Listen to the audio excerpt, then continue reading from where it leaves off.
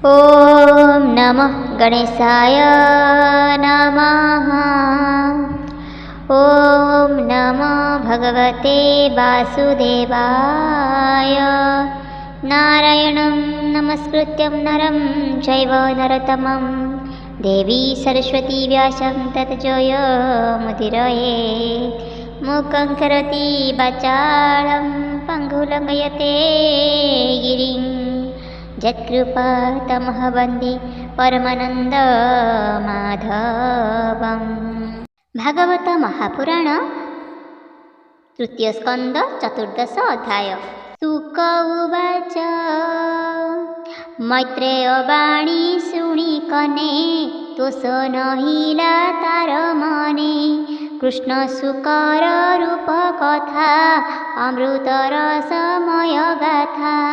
आनंदे शिरे कर देई पुणी विदुर पचारई। विदुर उवाच यज्ञ वराह रूप हरि तन्ताग्रे धरणी उधरी। चलु आसन्ते ऊर्ध्व गते आदि असुर ता अग्रते। मिलिला गदा करे धरी ता देह दशने बिदारी।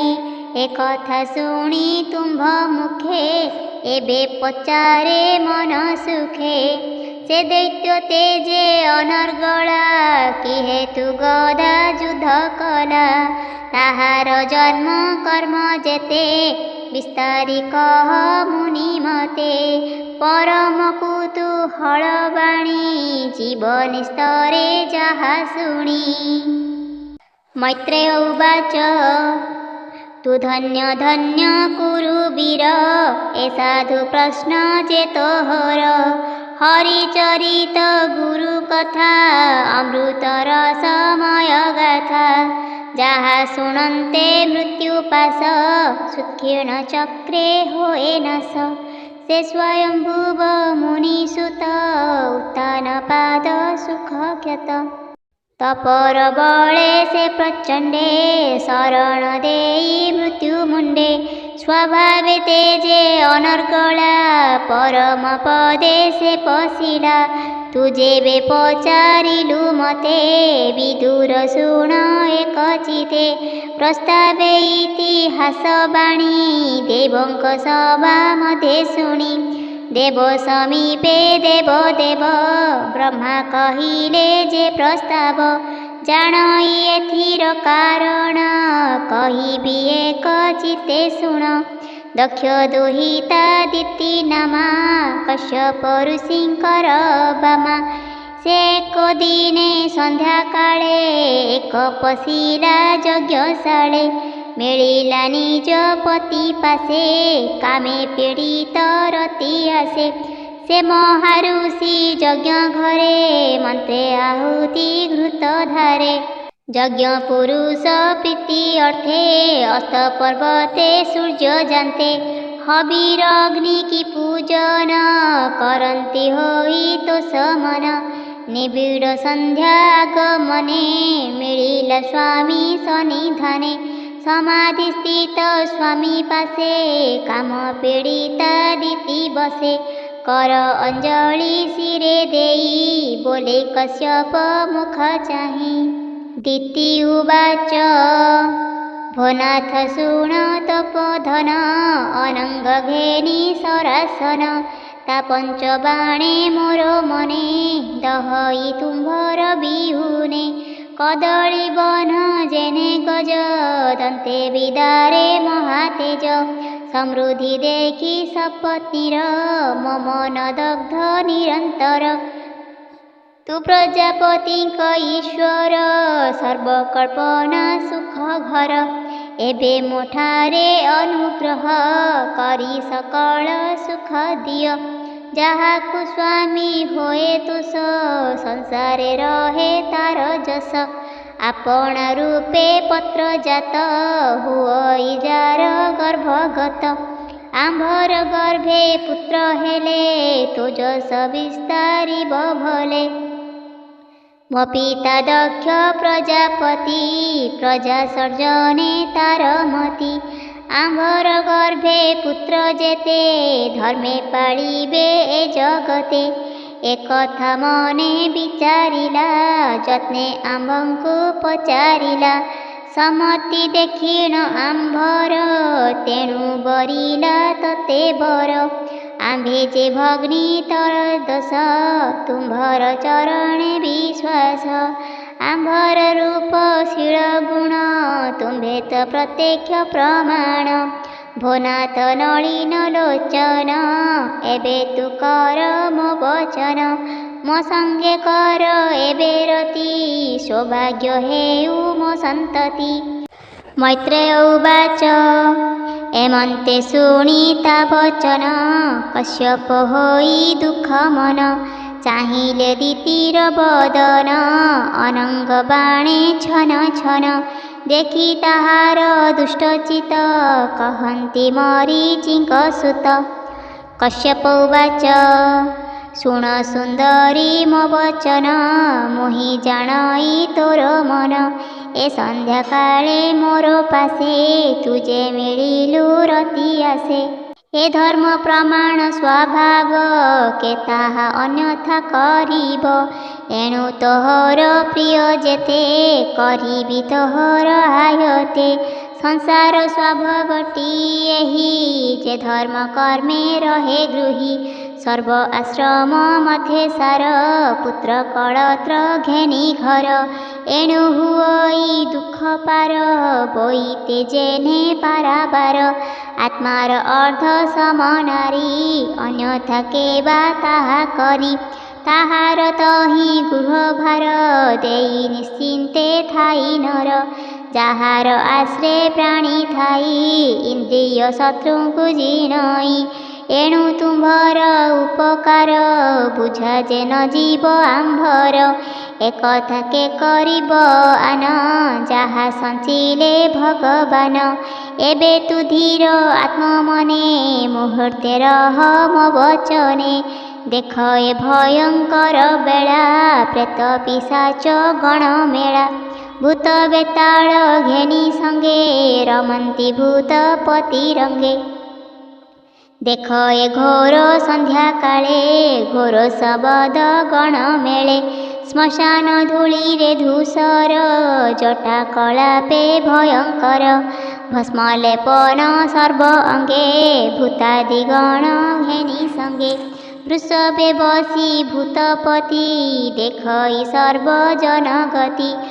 ତୋହର ଦେବର ସ୍ୱଭାବେ ମୁହୂର୍ତ୍ତେ ରହ ରଖି ଏବେ।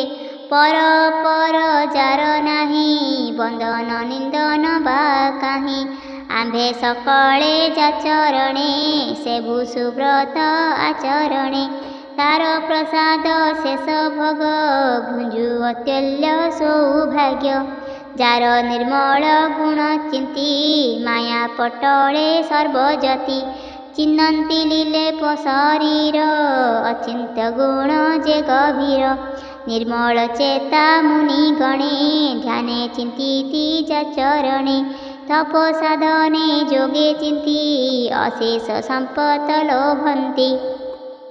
ପିଶାଚ ମାର୍ଗ ଦେଖି ତାର ସୁଜନେ କରନ୍ତି ବିଚାର।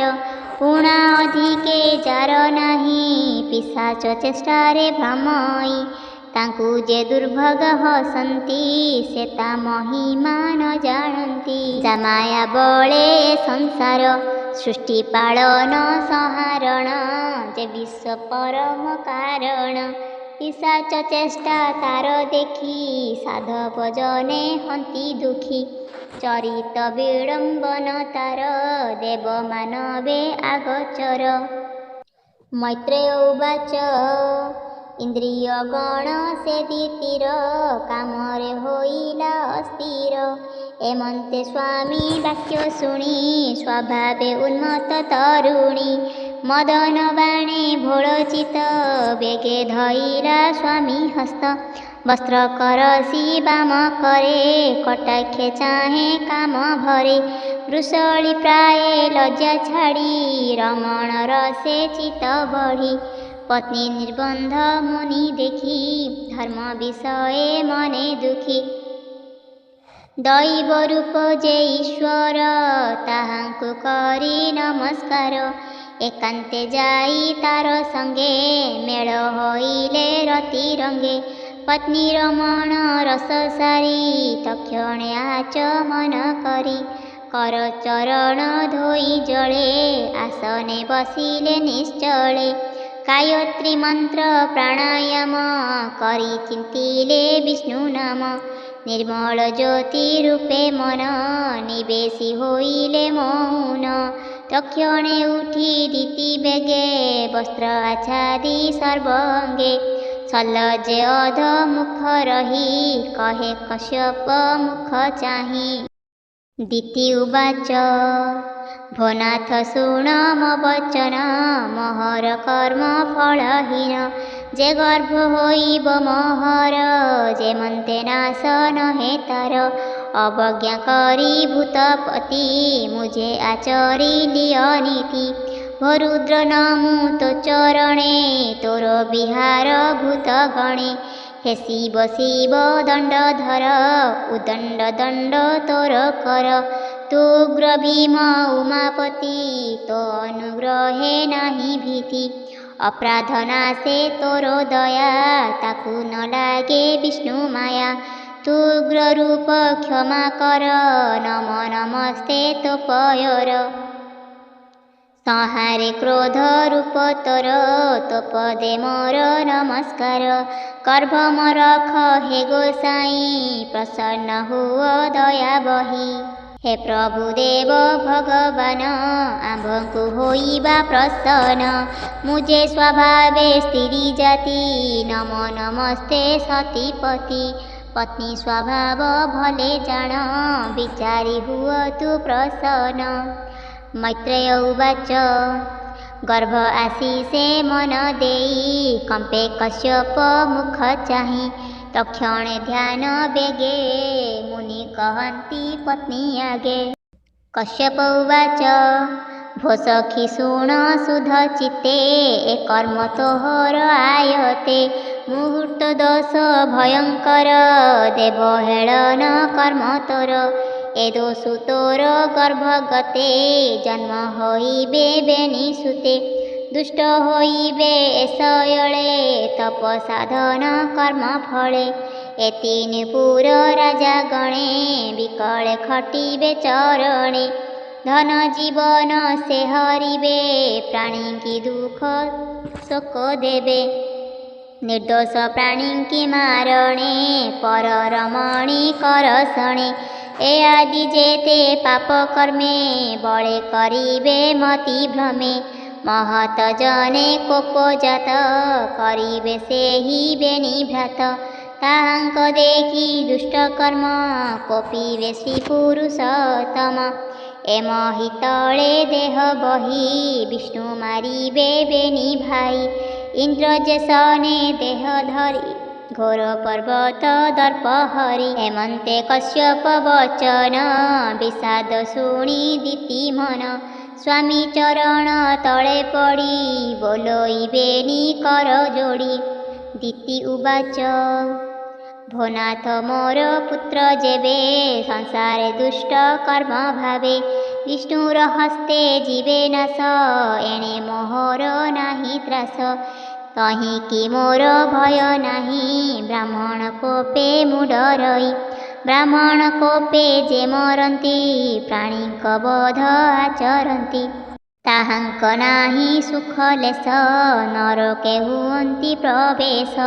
कर्मर बळे जेते जोनी जन लभनी देह घेनी। अशेष दुख फल भागे भुजंती जीवन संजोगे। एमंते दीतिर वचन शुणी कश्यप तपधन। बोलंती दीति मुख चाई भो सखी शुण मन देई। जे अपराध तोर कृत तेणु जे शोक अनुताप। जे भल मंदर विचार तक्षणे होइला तोर। जे भाव हेला हरि ठारे जेबा आदर तोर मरे। एणु तोहर बेनी पुत्रे जंत्रित निज कर्म सूत्रे। विष्णुर हस्ते प्राण देई सापु तरिबे बेनी भाई ताहांक पुत्रंकर मध्ये विष्णु भक्ति अनुवादे होइब विष्णु भक्त सार अतुल्य गुण सुविचार ताहार जस इह लोक विष्णु भक्त मन सुखे शुणी श्रवणे निरंतर तरिबे भव सागर तार स्वभाव पाइबारे जोगिए साधिबे संसारे होइब हृदय निर्मल अग्निरे जेने हेममल जे हरि सर्व घटे पुरी से हरि तारे दया करी तार प्रसन्ने ए संसार जेणु ता नाही निज घर से महाभागवत पुणी ता जस गाई तरे प्राणी महात्मा महते महत भक्ति बळे शोधिचित विष्णु भक्ति अतिरेके अन्ते मिलिब विष्णु लोके पर संपदे से सुखित दुखरे होइब दुखित हरि भजन शोक राशि निधाग ताप जेने शशि देखिब तो पुत्र नंदन अंतर बाह्य भगवान सुंदर वर सुकुमार कन्ये कुंडल हृदय हार मैत्रेय उवाच पौत्रर गुण मान शुणी वैष्णव गुणे शिरोमणि संसार करिब पवित्र शुणी आनंद दीति चित्त अंतर आत्मा अति तोष स्वामी की नमिला हरसे दीदी कश्यपर संवाद शुण सुजने ज्ञान भेद तृतीय स्कंद भागवत पहिला दास जगन्नाथ इति श्रीमद्भागवते महापुराणे परमहंस्या संहितायां तृतीयस्कन्धे दिति कश्यप संवादे चतुर्दश अध्याय।